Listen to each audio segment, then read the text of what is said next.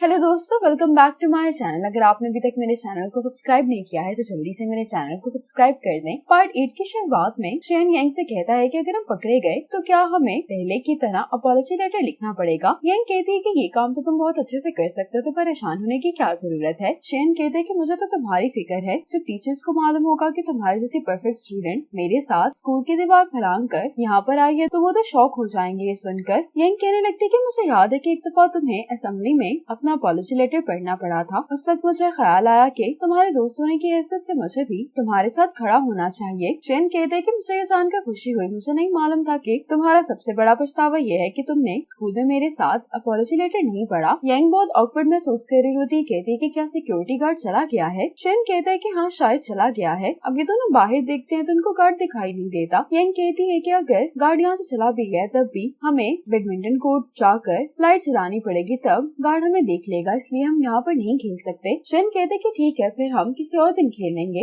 यांग कहती है कि नहीं, मुझे एक जगह मालूम है। अब यांग इसको बाहर ले आती है और ये दोनों यहाँ पर बैडमिंटन खेलने लगते हैं। शेन कहते हैं कि मैं बहुत इम्प्रेस हुआ कि तुम्हें अभी तक ये जगह याद है। शेन इस जगह को देखने लगता है, कहता है कि हम कितने टाइम बाद यहाँ पर आए हैं। यांग कहती है कि हाँ, 10 साल बीत गए हैं। घर वापस आकर शेन जब पानी पी रहा होता तो उसको याद आता है यांग ने इससे कहा था कि क्या तुम्हें लकी महसूस नहीं होता कि तुम्हारे पास इतनी अच्छी दोस्त है। मैं अपनी गलती जानकर माफी मांग लेती हूँ और जब भी तुम परेशान होते हो तो मुझे तुम्हारे चेहरे को देखकर ही मालूम हो जाता है तुम्हें मेरे जैसे दोस्त की कदर करनी चाहिए। शेन कहता है कि मैं तुम्हारी कदर करता हूँ। अब शेन वही डिजाइनर टॉय खरीद रहा होता है जो यांग जाओ को दिखा रही थी। अगले दिन यांग के पास ये डिजाइनर टॉय आ जाता है। यांग इसको देखकर बहुत खुश दिखाई दे रही होती है। यांग सोच रही होती है कि किसने भेजा होगा। यांग को याद आता है कि जाओ ने इन डिजाइनर टॉयज के बारे में इससे पूछा था। यांग को लगता है कि शायद ये जाओ ने भेजा है, इसलिए ये जाओ से कहती है कि क्या कल तुम मुझसे मिलने के लिए आ सकते हो। अब जाओ यांग से मिलने के लिए आ जाता है। जाओ इससे पूछता है कि तुमने इतनी जल्दी में मुझे क्यों बुलाया है। यांग कहती है कि तुमने जो मुझे तोहफा भेजा है वो मैं एक्सेप्ट नहीं कर सकती। जाओ कहता है कि तुम किस तोहफे की बात कर रही हो। यांग कहती है कि ये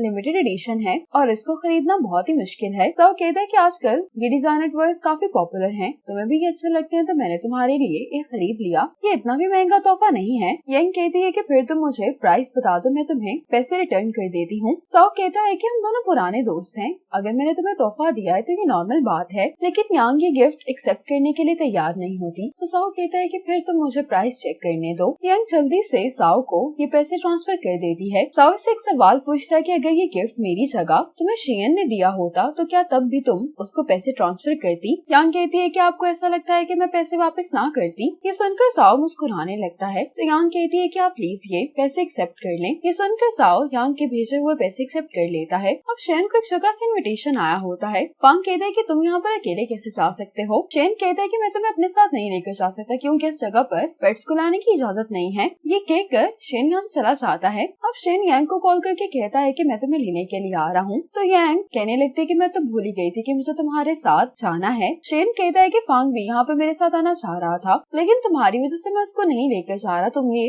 बात कैसे भूल सकती हो। ये सुनकर यांग को अपने ऊपर बहुत अफसोस हो रहा होता है। कहती है कि तुम अगली बार मुझे अपने साथ जरूर लेकर जाना। शेन इससे पूछता है कि तुम क्या खा रही हो। तो यांग कहती है कि ज्यादा कुछ नहीं, क्योंकि रात में मेरी एक मीटिंग है तो मुझे वहाँ जाना है। ये कंपनी का टेस्टिंग इवेंट होता है। शेन इनविटेशन कार्ड फांग को दे रहा होता है। फांग खुश होते हुए कहता है कि क्या हम साथ जाएंगे। शेन कहता है कि तुम जियांग के साथ यहाँ पर जा सकते हो। ये सुनकर फांग बहुत खुश हो जाता है। साथ ही यहाँ पर शिंगा आता है जो कि फांग से कहता है कि मैं भी तुम्हारे साथ जा रहा हूँ। ये सुनकर फांग का सारा मूड खराब हो जाता है। दूसरी तरफ शेन यांग के घर पर आ जाता है। यांग इसको कहती है कि तुम यहाँ पर क्या कर रहे हो। शेन अंदर आते हुए यांग से कहता है कि मैं तुम्हारे लिए लंच लेकर आया हूँ। फांग कहता है कि मिशेलिन के टेस्टिंग इवेंट में जाना एक बहुत ही रेयर अपॉर्चुनिटी है, लेकिन मैं यहाँ पर अपनी वाइफ की बजाय तुम्हारे साथ क्यों जा रहा हूँ। शेन कहता है क्योंकि सब शेन ने तुम्हें इन्विटेशन दिया तब तुम्हारे पास तुम्हारी वाइफ नहीं बल्कि मैं था। इन दोनों ने अपने स्पेशल नूडल्स तैयार कर लिए होते हैं। शेन खाने वाला होता है तो यांग इसको रोकती है और ये दोनों साथ में एक पिक्चर लेते हैं। यांग फ्रूट्स काट रही होती तो शेन कहता है कि तुम फ्रूट्स बहुत अच्छे काटती हो, तुम तो फ्रूट्स का स्टॉल भी लगा सकती हो।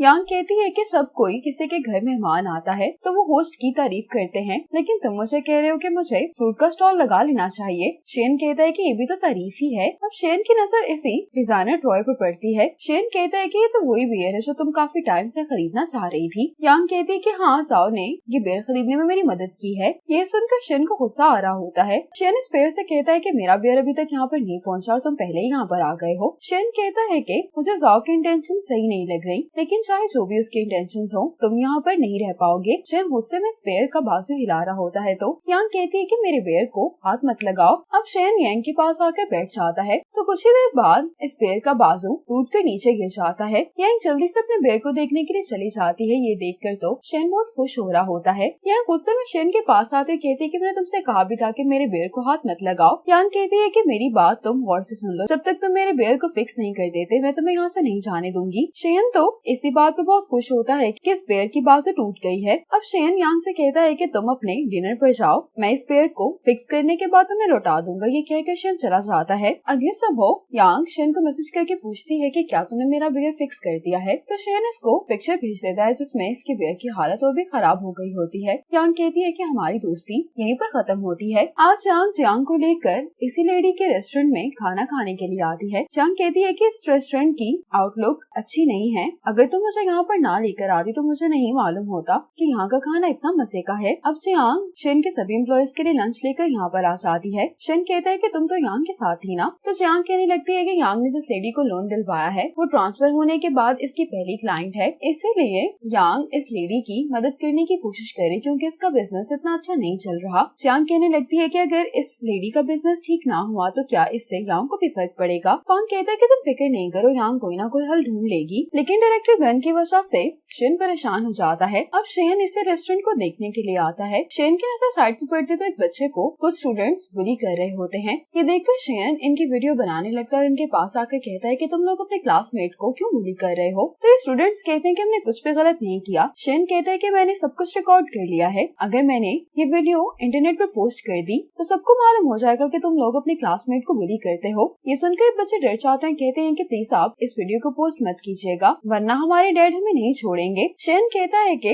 मेरी 3 कंडीशंस हैं, पहले तुम्हें अपने क्लासमेट से माफी मांगनी होगी, दूसरा ये कि तुम लोग दोबारा कभी इसको तंग नहीं करोगे, और तीसरी शर्त ये है कि अगर तुम लोग किसी और को बुली होते हुए देखो तो तुम लोग उसको रोकने की कोशिश करोगे और अगर रोक नहीं सकते तो पुलिस को कॉल करोगे। शेन इस बच्चे से कहता है कि मेरा ऑफिस सामने है, अगर ये तुम्हें दोबारा तंग करें तो तुम मेरे पास आ सकते हो। ये स्टूडेंट्स इससे माफी मांगकर कहते हैं कि हम दोबारा इसको तंग नहीं करेंगे। जब ये स्टूडेंट्स यहाँ से चले जाते हैं तो शेन इस बच्चे से पूछता है कि क्या तुम ठीक हो। इतने में ही इस बच्चे का भाई यहाँ पर आ जाता है जो कि इससे पूछने लगता है कि क्या तुम्हें चोट तो नहीं लगी। ये बच्चा किसी बात का जवाब नहीं दे रहा होता। इसका बड़ा भाई कहता है कि मेरा कसूर है कि मैं तुम्हें प्रोटेक्ट नहीं कर पाया। शेन इससे पूछता है कि तुम लोगों का घर कहाँ पर, मैं तुम लोगों को छोड़ देता हूँ। ये सुनकर ये दोनों शेन को थैंक्स बोलते हैं। शेन जब इनको वापस लेकर जा रहा होता है तो इनको बताता है कि मैं भी अपने डैड के बगैर बड़ा हुआ हूँ, मेरी मॉम मुझे पालने के लिए सी फूड बेचा करती थी। शेन कहता है कि उस टाइम पर बहुत सारे लोग मुझे भी बुली किया करते थे, मेरी मॉम की जिंदगी में पहले ही इतनी परेशानियां थी इसलिए मेरी कभी भी उन्हें बताने की हिम्मत नहीं हुई। शेन कहते हैं कि उस टाइम पर किसी ने